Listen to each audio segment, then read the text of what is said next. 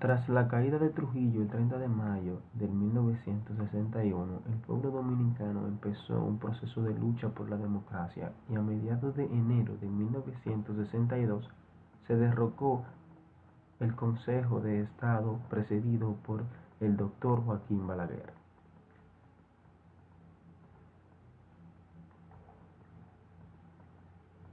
El 20 de diciembre de 1962 se celebraron elecciones en las que se enfrentaron Viriato de Fiallo del Partido de la Unión Cívica Nacional y el profesor Juan Bosch del Partido Revolucionario Dominicano, el cual resultó electo por una abrumadora mayoría de votos.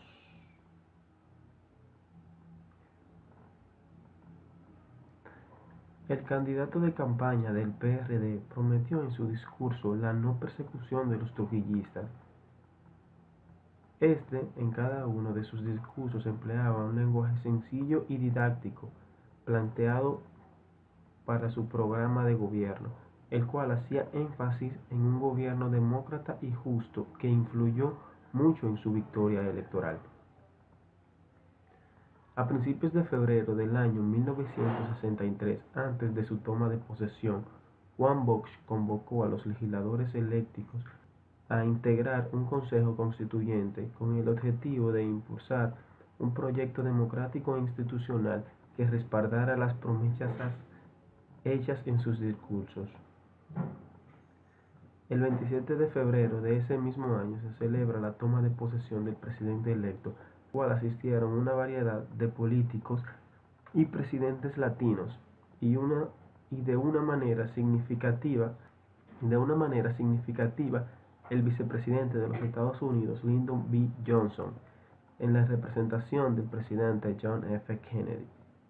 Inmediato toma presidencia, se vio obligado a tomar algunas decisiones por el mal manejo del Estado, como fueron el pago de un año de impuestos por adelantado a las empresas, la regulación de los gastos públicos y la creación de un control de precios, la rebaja de los sueldos de los funcionarios del Estado, del presidente y el presidente mismo, y la vuelta de los bienes del Estado en manos de la familia de Trujillo. En marzo de 1963 anuncian la modificación de la Constitución y en abril la Asamblea aprueba una nueva Carta Magna y en esta se declaran los siguientes puntos. Puntos de equidad social como el derecho a la vida, al trabajo, a la vivienda, a la educación y a la salud. Se prohibían los latifundios y la propiedad de las tierras a los extranjeros. Había mayor libertad de expresión ya que los trabajadores tenían derechos de realizar sindicatos y el pueblo derecho de realizar huelgas. También se emplearon diversos cambios en los derechos sindicales como el derecho del trabajador. Empleó una reforma agraria la cual benefició a un gran número de dominicanos. A todos estos cambios se opusieron grandes grupos con poder que durante largos años se beneficiaron del régimen y de la situación prevaleciente. La crisis económica con repercusión social que heredó el gobierno presidido por el Consejo de Estado, complicaciones de una reforma constitucional que evidenciaba que se haría inmediato un cambio en la vida de los dominicanos, comenzaron a generar conflictos y entre las clases sociales y los grupos de poder. Situación que afectó considerablemente el gobierno de Bosch. Juan Bosch tenía de frente a los sectores conservadores de la sociedad, los cuales ya antes de las elecciones se habían puesto de acuerdo para adversarle.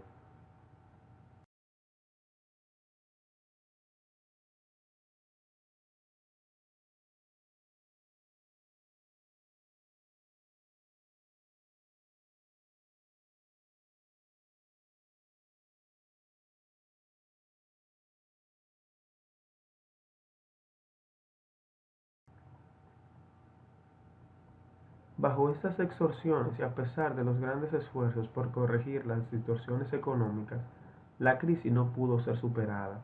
Esta situación puso de manifiesto con toda claridad los diversos antagonismos que de por sí le asediaban. Entre estos estaban los principales políticos de la oposición que le hacían exigencias a los sectores de poder económico y la Iglesia Católica.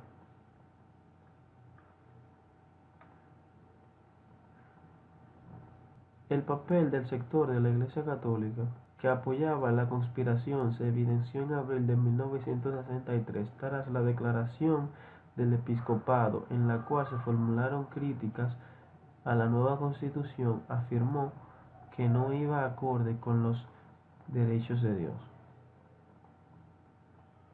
A solo días después de estas declaraciones se ponen de manifiesto diversos conflictos y huelgas en el Estado debido a las medidas de austeridad que impuso el Estado para poder manejar sus finanzas. En junio de 1963, los conflictos sociales y las violentas huelgas dieron paso a las conspiraciones, ya que los partidos opositores tenían como único objetivo derrocarlo. En el mismo mes de junio surge Acción Dominicana Independiente, cuyo propósito era luchar por la democracia y en contra del comunismo, y utilizar como arma principal que Bosch y su gobierno podrían dirigir el país a un régimen comunista. Ya en julio de 1963 hubo un contacto de golpe de Estado. Los partidos populares pidieron ayuda al pueblo para enfrentar el golpe de Estado. Estos también denunciaron la injerencia de los norteamericanos, quienes se unieron a la campaña anticomunista contra el gobierno de Bush, calificándolo de incompetente. El principio del definitivo golpe de Estado comenzó a fraguarse el 13 de julio de 1963 en la base aérea de San Isidro, donde un grupo de oficiales de alto rango que se preocuparon por las medidas que había tomado el gobierno de Bush citaron al presidente. Días después, en una locución televisiva, se reveló lo que se había hablado en aquella reunión, donde Bush les dijo que un gobierno no puede ser democrático para una parte y dictatorial para otros. A lo que la oficialía reaccionó diciendo que no fue eso lo que se dejó dicho y que ellos tampoco querían una dictadura. Luego de diversas revueltas ocasionadas por los sectores empresariales, el 24 de septiembre el presidente se reúne con los altos jefes militares comunicándoles su temor acerca de que alguno de estos se presentara al Palacio Presidencial dirigidos por políticos opositores, diciéndoles que el día que esto ocurra, también habrá oficiales que saldrán a defender el gobierno constitucional y habrá lucha entre las Fuerzas Armadas y habrá sangre. Y yo no he vuelto aquí a derramar sangre. En esa ocasión el presidente ordenó retirar al general Elías Wessing y Wessing, ya que era considerado un conspirador. Los militares, después de largas deliberaciones, decidieron desobedecer las órdenes del presidente y ejecutar su plan conspirativo. En la madrugada del 25 de septiembre de 1963 se llevó a cabo la ejecución del golpe de Estado, apresando al presidente. En su confinamiento, Bush decidió dedicarle una carta al pueblo dominicano en la que se expresaba de la siguiente manera. En 7 meses de gobierno no hemos derramado una gota de sangre, ni hemos ordenado una tortura, ni hemos aceptado que un centavo del pueblo fuera a parar a manos de ladrones. Los hombres pueden caer, pero los principios no. Nosotros podemos caer, pero el pueblo no debe permitir que caiga la dignidad democrática. En víspera del golpe de Estado, un grupo de oficiales que estaban opuestos a este se encontraban dispersos, por lo que luego del golpe de Estado se reunieron afuera de la academia en espera del coronel Fernández Domínguez, el cual se encontraba en una reunión con el presidente Bush en la que se le informó lo que estaba pasando. Se le ordenó reunir un grupo de oficiales en el que se confiara y los movilizara mientras Bush esperaba en el palacio.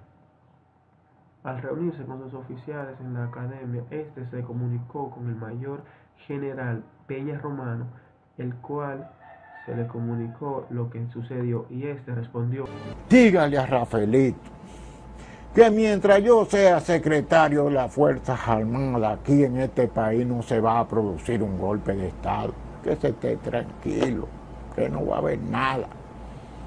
Señores, vamos la Chapela y yo para la academia. Y usted sabe el brinco que yo di cuando yo vi que el primero que firmaba el documento, el comunicado para derrocar al presidente Juan Bosch, era Víctor Elvis Viñas Romano. Frustrados los intentos por evitar el golpe de Estado, fueron cancelados la mayoría de los oficiales que apoyaban a Fernández Domínguez y este fue confinado al exilio. Los golpistas prometieron cuidar los derechos humanos y mejorar las condiciones de vida, lo cual, a pesar de sus promesas, se emprendieron persecuciones a los que se estaban en contra del golpe de Estado. Se abolió la Constitución de 1963 y se trajo de nuevo la Constitución de 1962, y se produce de manera casi nula la libre expresión. Entonces el presidente Bosch fue enviado al exilio, y así concluyó el gobierno de Bosch, uno de los mejores gobiernos que ha pasado por la República Dominicana,